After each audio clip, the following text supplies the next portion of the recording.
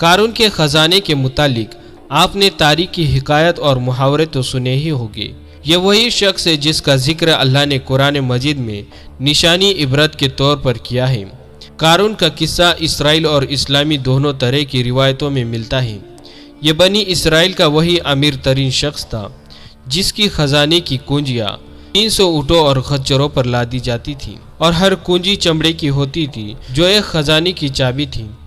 تاریخی انسانی میں شاید قارون سے زیادہ دولت کسی شخص کو عطا نہیں کی گئی۔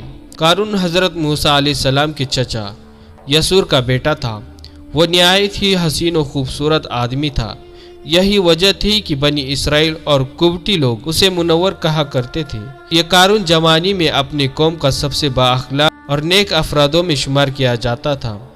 نیز توریت کا بہت بڑا عالم دین بھی تھا، کیونکہ اس کی پرورش موسیٰ علیہ السلام کے ساتھ میں ہوئی تھی، اس لیے وہ کتاب کا علم بھی رکھتا تھا اور اچھی آواز کا مالک تھا۔ وہ توریت خوبصورت انداز میں تلاوت کیا کرتا تھا۔ یہی وجہ تھی کہ لوگ اس کا بہت ہی ادب و احترام کیا کرتے تھے۔ قارون ابتدا میں حضرت موسیٰ علیہ السلام پر ایمان لے آیا، اور جب بنی اسرائیل کو تبتیوں کی غلامی سے نجات ملی تو وہ ان کے ساتھ مصر کو چھوڑ کر سرزمین موعود کی طرف ہجرت کر گیا۔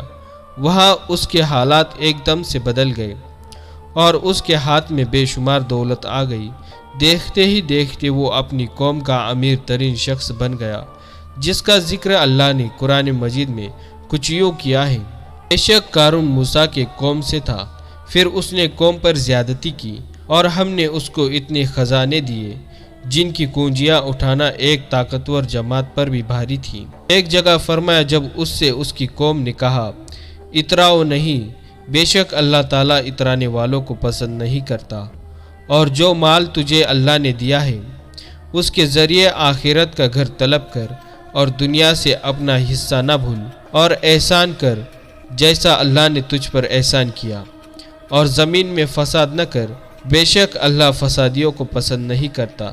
جب زکوٰۃ کا حکم نازل ہوا اور حضرت موسیٰ علیہ السلام نے اس سے عہد لیا، اس نے یہ وعدہ کیا تھا کہ اپنے مال کا 1000واں حصہ زکوٰۃ نکالے گا۔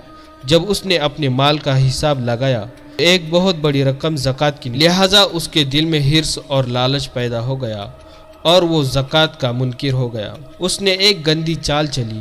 اس نے بنی اسرائیل میں سے ایک گروہ کو جو اس کی حمایت میں تھے ان کو جمع کیا اور کہا کہ اے بنی اسرائیل، موسیٰ نے ہمیں بہت سارے امور کا حکم دیا جس پر تم لوگوں نے اس کی پیروی کی۔ اب وہ تم سے تمہارا مال بھی لینا چاہتا ہے۔ فلاں فاحشہ عورت کو لے کر آؤ تاکہ اسے کچھ پیسے دے کر موسیٰ کو بدکار ثابت کیا جا سکے۔ قارون نے اپنے قوم کے لوگوں کو جمع کیا اور حضرت موسیٰ علیہ السلام سے پوچھا کہ زنا کی کیا سزا ہے؟ حضرت موسیٰ علیہ السلام نے کہا جو بھی زنا کرے گا حالانکہ اس کی بیوی بھی ہو تو اسے سنگسار کیا جائے یہاں تک کہ وہ مر جائے۔ قارون نے حضرت موسیٰ سے کہا حتیٰ کہ اگر یہ کام آپ نے ہی انجام دیا ہو تو بھی؟ موسیٰ علیہ السلام نے کہا ہاں، حتیٰ کہ اس کام کو میں بھی انجام دوں تو بھی یہی حکم ہے۔ قارون نے کہا بنی اسرائیل یہ گمان کرتے ہیں کہ آپ نے فلاں فاحشہ عورت سے زنا کیا ہے۔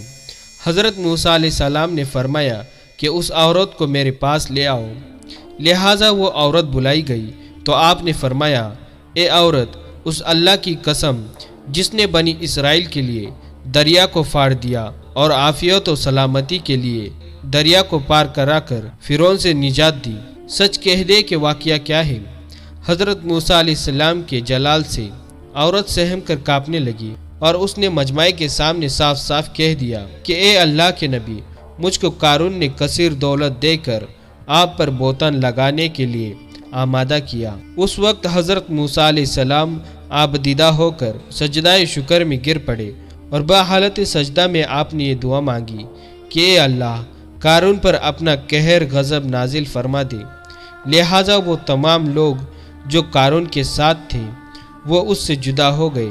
موسیٰ علیہ السلام نے اللہ کے حکم سے زمین کو حکم دیا تو زمین پھٹ گئی اور قارون اور اس کے پیروکار اس میں دھسنے لگے، اور دیکھتے ہی دیکھتے قارون، اس کا محل اور خزانہ سب کچھ زمین میں دھس گیا۔ جب یہ زمین میں نابود ہو گئے تو زمین کا شگاف دوبارہ بند ہو گیا۔ قارون کے اس دولت کے متعلق بہت سارے تاریخی حکایتیں نقل کی گئی ہیں، اور تا قیامت تک قارون اور اس کا خزانہ تمام انسانیت کے لیے نشانۂ عبرت بنی رہے گی۔